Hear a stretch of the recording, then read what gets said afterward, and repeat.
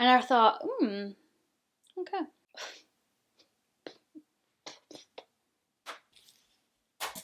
Oh my god, did you just see that? One of the colours that just fell out.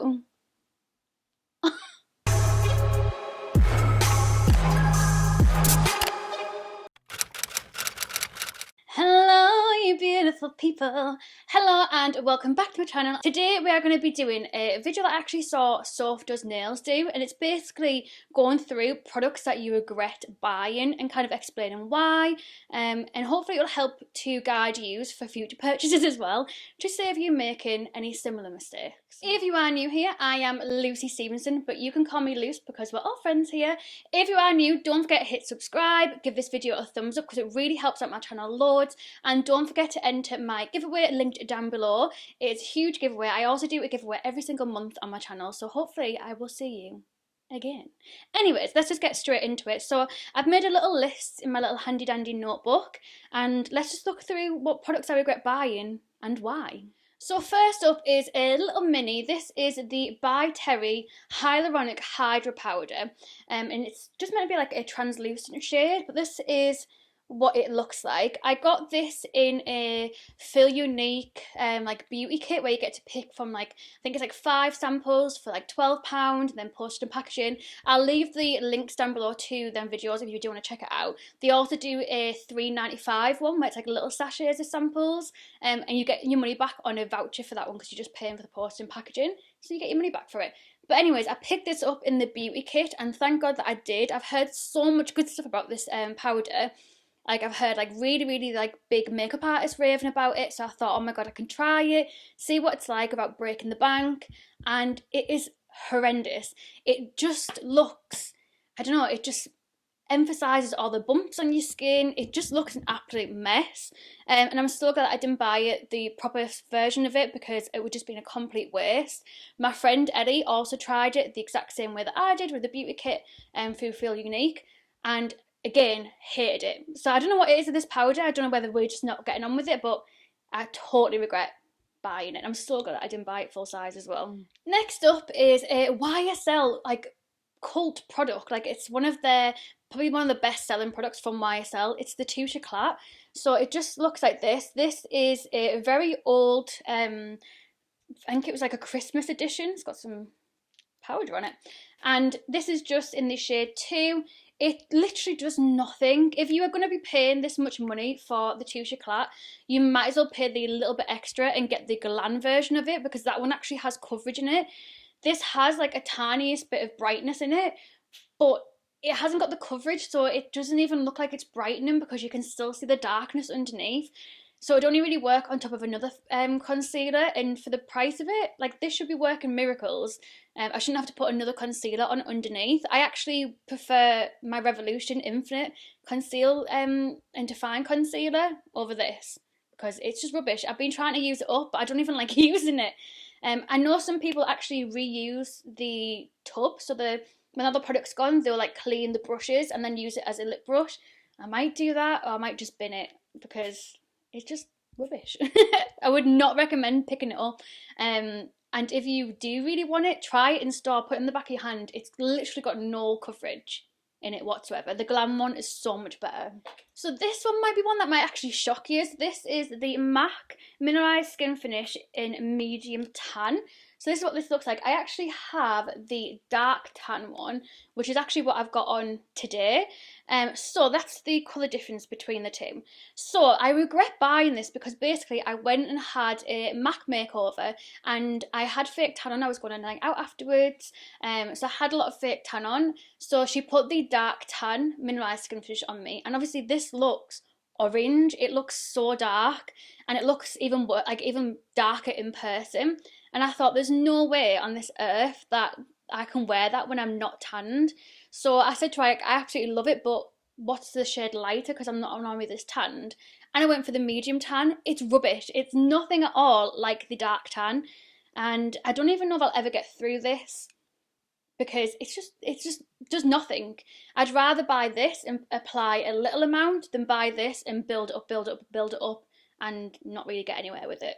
So would not recommend buying it. If you are going to be interested in buying one of the Mineralised skin finishes, I'd just straight up go for the dark tan, no matter how light you are, because the medium tan, rubbish. Waste of money. So the next one, I'm not going to go into too much detail on why I regret buying this. This is actually a really recent purchase, like the last makeup product that I've bought recently.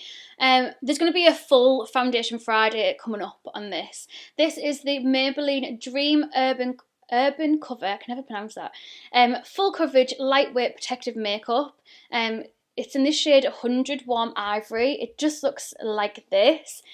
Oh my god, this is horrendous. It doesn't blend into the skin, it just sits on top. Nothing works. I tried a brush, I tried a sponge, I tried my fingers, and it just sat on top of the skin. It emphasised hairs that I didn't even know I had on my face, pores. It just looked a mess. It's meant to be for dry skin, but it made me look really dry and flaky. It's meant to lock in moisture, but again, I looked really, really dry. And I have an oily T-zone as well, so I don't know what it was. It was balling up, it was flaking, and I was really looking forward to it because Soph Does Nails raves about it. I'm sure it was this one that she raves about and wears it quite often. So I thought it was going to be good, but I don't know. I need to try it with a different skincare routine because I didn't know if that was making an impact, but surely not to that extent anyway. But yeah, there'll be a full Foundation Friday coming on this because that's all I'm going to say. So the next one is one that I kind of got sucked in on the hype for. This is the Anastasia Beverly Hills Contour Cream Palette. This is in the shade Light, so it just looks like this. And I mean, you can tell I've definitely tried to have a go of it and try and make it work. To be fair, that little middle shade there, the light one, has never been used. I don't know why I bought this. I think it was back when cream products was such a big thing, but they weren't as creamy and blendable as what they are now. Like compared to like my even just like my Fenty one or my what's it called? My Makeup Revolution, the one contour stick, so easy and so creamy to blend. But these are just, I don't know what it is with them. They're just so hard to get on the brush, but also then to blend out. Apparently, if you put some drops of oil in it, it helps it and like you kind of mix it up a bit. But I just think I shouldn't have to do that for a palette that costs this much. So yeah, I wouldn't recommend picking up this unless you are willing to put the oil drops in it, you've got the time for that, and you really love cream contouring. But even then, I would just recommend getting something else because it is just not worth it at all. Another palette that sucked me in is this. This is the original Jaclyn Hill palette, so it just looks like this. Oh my god, did you just see that? One of the colours that just fell out. So this is what the palette looks like. I can't even hold it up because that pink is just fell out. This is, and I mean this is the original one, like this is the first batch that she brought out. I actually got so sucked into the hype of this, I sat and waited for it to go live on the website. I paid for it to get shipped across from America. I paid customs, and I've maybe used it, I don't even think more than 5 times. I don't know why, it's not a palette that I gravitate towards. The formula didn't really wow me like I thought it was going to, and I just totally got sucked in by the hype of it. And I think that's why I've never bought the second one, or even like her mini palettes, because I just thought, I don't even use this one, and I paid so much money for it because I paid for it to get shipped from the America, and then I also paid customs. I just think if I've paid that much money and I'm still not bothered about using it, I'm not going to be bothered about using the other ones as well. So personally, and I think the formula's changed since then as well. I don't think the formula's as good as what it was when it first came out, so I just would not recommend buying it. And don't get sucked into the hype, which really leads on to my next palette as well. So actually, I'm not going to lie, it saddens me that this palette is even getting mentioned in this because of how much money I paid for it. And the fact that I sat on Beauty Bay for 5.5 hours getting this palette. And it's this bad boy. The Jeffree Star and Shane Dawson Conspiracy palette. I totally got hooked in on the hype of this, and I actually thought, oh, I'll get it because I'll do a review on my YouTube channel, I might get some views, might get some more subscribers, my channel might grow. Nothing. It was just, yeah. It is massive, it's big and bulky. I love the packaging, I'm not going to lie, even though it is big and bulky. I like it, I don't mind it, because it is one of them palettes that you would buy for it, because look at it, it's beautiful. However, the reason I regret buying it is because the eyeshadows aren't the best. Some of them are really nice, some of them aren't. I think I definitely jumped on the hype. I watched all of the obviously the series and everything, and I wanted it, and I got it, and I never really reached for it. I never really used it. And obviously with everything that's been happening recently, I don't know whether I would want to use this on my channel anymore. What are your thoughts on everything that's been happening? Because I'm not here for the drama. I don't have time for that. I think if you were to support Jeffree Star, like again, it's your choice. I don't know how I feel about everything yet. But if you were to support him, I wouldn't recommend picking up this palette. I don't think it's as good as his Bloodlust palette. I would recommend picking that up if you wanted it and you wanted to support him, etc. I wouldn't recommend picking this up. I'd recommend getting the Bloodlust one because oh my god, it's so much better. And the pigmentation's better, the eyeshadows itself, and it's chalky. It's just a nicer palette, and I didn't realise Jeffree's formula was that good until I got the Bloodlust palette, and I was like, oh, this is a lot different to the Conspiracy one. And I thought, okay. The next products that I regret buying is this is just Kylie in general, basically.